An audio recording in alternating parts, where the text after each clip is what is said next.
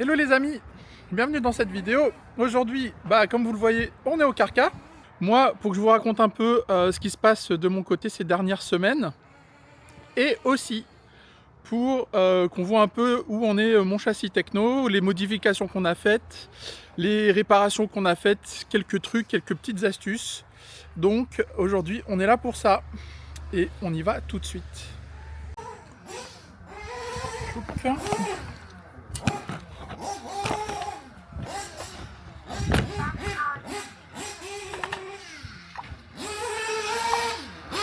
Donc,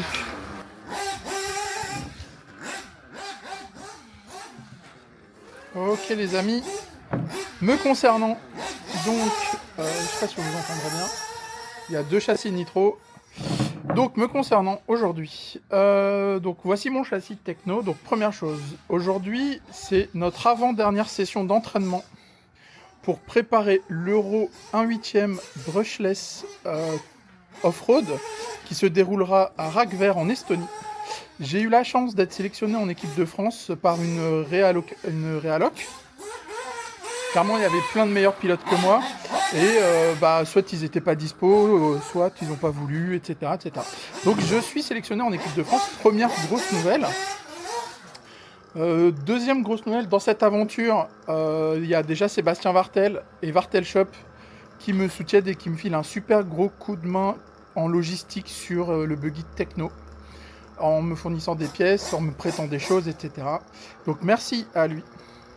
Ensuite, on remercie aussi tout le kit RC, qui m'a fourni un chargeur de LiPo M8D que j'ai déjà pu tester, j'ai déjà pu faire des vidéos dessus.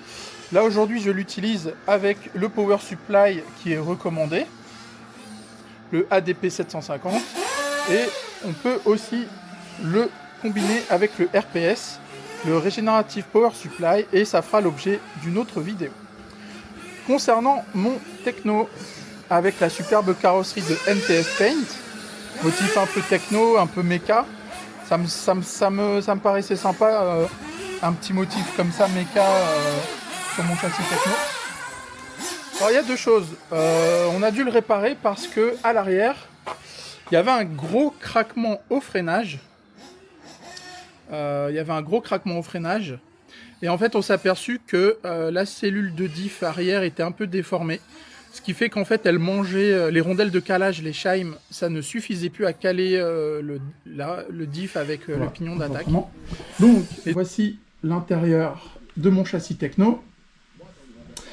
Le servo WS-Line 4006, je crois. Ici, le variateur CMM8 de chez Team Corally. Ici, le moteur Recon 825 1950 kV, que vous voyez ici, si ça fait la mise au point. J'en suis super content de ce petit combo, ça marche fort. La petite puce ici, forcément. J'aurais bien aimé la mettre devant, mais on n'a pas réussi. Et j'en profite aussi pour vous montrer, pour vous dire, en fait, il y a quelques mois, juste avant la VS Line, le vendredi avant la VS Line, je crois, après une mauvaise réception, la batterie avait pris feu. Donc il y avait des flammes qui faisaient 1 mètre de haut, facile. Il y a des témoins. Et ça m'a valu une petite réputation un peu douteuse. Et en gros, l'échappe de direction et l'échappe de carrossage avaient un peu brûlé. Donc vous voyez un peu, elles ont brûlé, mais pour l'instant elles tiennent, donc je les ai pas encore changées. Ici, la bavette, elle avait un peu brûlé aussi. Le sauve-cerveau aussi a pris un petit coup, mais pour l'instant ça fonctionne.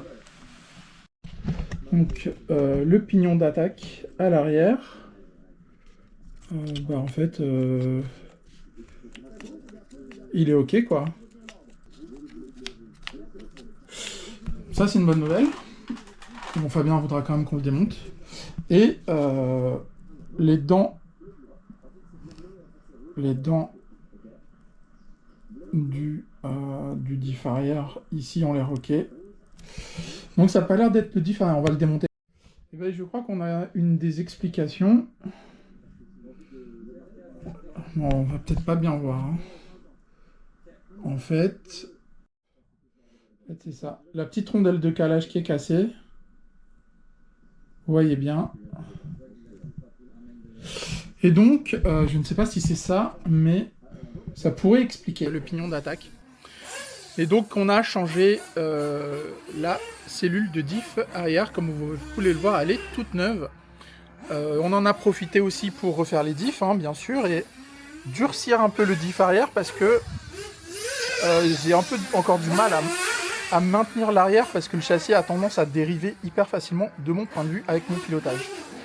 La deuxième chose, on a installé le kit que Sébastien Vartel a créé, le kit European Track, donc avec des tourelles d'amortisseurs courtes et des amortisseurs plus courts à l'avant et à l'arrière. Et aujourd'hui, on est là pour tester justement le comportement du châssis avec ce kit European Track. A priori, des retours que j'en ai eu par quelques pilotes, ça donne un châssis plus stable, plus performant et plus facile, tout en étant aussi rapide. Donc aujourd'hui, on est là pour tester ça. Et donc, comme je mentionnais, c'est notre avant-dernière session d'entraînement. Puisque la semaine prochaine, là aujourd'hui on est le week-end du 5 juillet, et la semaine prochaine on sera à Savigny pour une journée d'entraînement avec les gars du club de Savigny du CMS 77, et aussi prendre des cours entre guillemets par Jérôme Sartel, puisqu'en fait c'est une journée dédiée au setup et à comment setuper son châssis sur différentes pistes, et on sera au CMS 77. Et ce sera notre dernière session d'entraînement avant l'Euro. L'Euro qui se déroulera de mémoire le 17, 18 et 19 juillet en Estonie, à Ragver. Ça a un peu perturbé tous mes plans. J'avais prévu de m'acheter le Schumacher 4PB, et, etc. Donc j'ai pas pu, ça a été postponé. Donc petit update aussi, j'ai oublié de vous dire.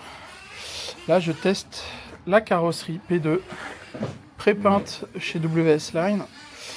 C'est pas mes couleurs, mais pour l'Euro j'ai pas trouvé un peintre qui pouvait me peindre une carreau en 2 semaines.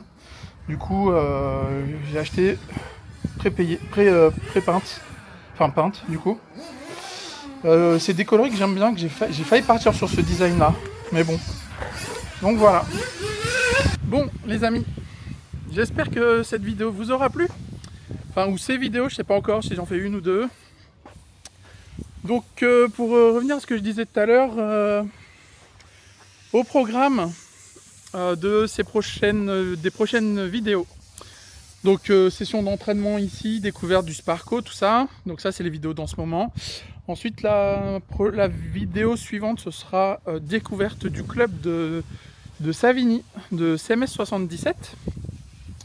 Suivi, en fait ça va être une vidéo aussi, c'est une session d'entraînement et de cours et de tutos par Jérôme Sartel sur le setup, dépendamment des pistes, des châssis, etc. Donc ça, une des vidéos qui va venir. Et ensuite, je vais entamer une série de vidéos sur l'Euro. L'Euro 1/8 off-road brushless à Ragver en Estonie. Donc là, en fait, je vais voir comment ça va se passer, mais j'aimerais bien faire une vidéo vlog du voyage. Parce que finalement, ce sera le voyage le plus fou qu'on a fait au niveau RC, j'entends. Et je pense que ça vaut la peine de le vlogger un peu sous le format fun un peu. Une vidéo aussi où on va tenter, s'ils sont tous d'accord, de suivre un peu l'équipe de France pendant l'événement. Je pense que ça peut être super intéressant. On va aussi essayer de suivre un peu le capitaine, le manager de l'équipe de France, donc Jérôme Sartel. On va faire un reportage sur Ragver, sur la piste, sur l'Euro en lui-même. Et je pense que je ferai une dernière vidéo sur un vlog, ce sera mes impressions, c'est l'expérience un peu à mon niveau, c'est un peu l'expérience d'une vie en RC quoi. Je pense à mon niveau, hein, j'entends. Donc pour une meuf qui a commencé la RC il y a 3 ans et qui en fait à 44 ans, tu vois, c'est chaud quoi. Ça je vais peut-être pas le dire, je vais peut-être le biper. Enfin voilà, donc voilà au programme. Ensuite au mois d'août, je pars en vacances en Bretagne et je vais essayer de découvrir 1 ou 2 clubs de Bretagne, faire des vidéos, reportages. Pour ceux qui suivent la chaîne depuis longtemps, on va essayer de faire un Summer RC Tour 2026, ce sera peut-être 1 ou 2 vidéos. 3 si je compte celle de Savigny, en fait, en vrai ça passe. En vrai ça passe bien même. Donc voilà. Voilà au programme, et puis après on attaquera la rentrée, etc. etc., etc. J'espère que la vidéo vous aura plu. Et ben à bientôt les amis. Ciao ciao.